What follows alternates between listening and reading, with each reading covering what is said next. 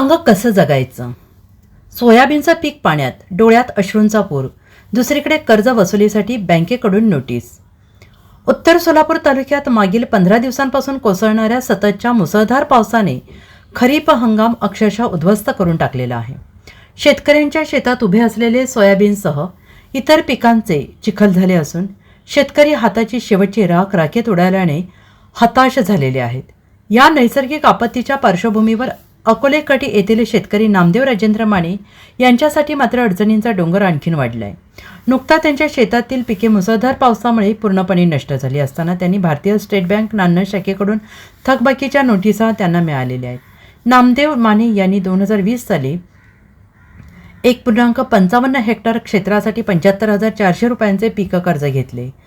मात्र वाढलेला खर्च, उत्पादनातील सततची घट आणि दुष्काळ यासारखे आणि पूर यासारख्या वारंवार होणाऱ्या अडचणींमुळे त्यांचे कर्ज थकीत राहिले. 20 जून 2025 रोजी बँकेकडून त्यांना थकबाकीची नोटीस देण्यात आली.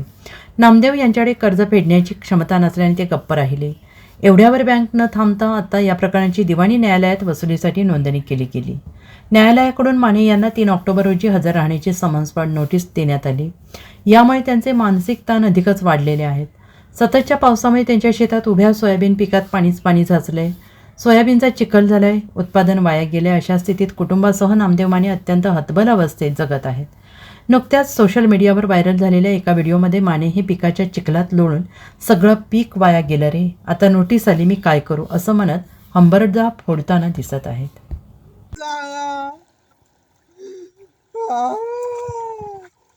अवघड झाले, पाक पीक गेले, पाक पाणी साचलं, बघा नोटीस आले, कर्ज भरा म्हणताय, काय जागावं का मारावं कळी नाही. तुम्ही सांगा, लय हाल बेकार झाले तर शेतकऱ्याचं, लय मारावं का जागावं झालंय. आज सरकार नोटीसावर नोटीस पाठवा लागलं, नाही तर वॉरंट सोडतो म्हणताय. आता काय करावं, जेल मध्ये जावं का इथंच फाशी घेऊन मारावं सांगा. बघा बघा, तुम्हाला दाखवतो, बघा हे उकडून, बघा हे किती पाणी जावं शेतात, काय उपकार झालं नाही.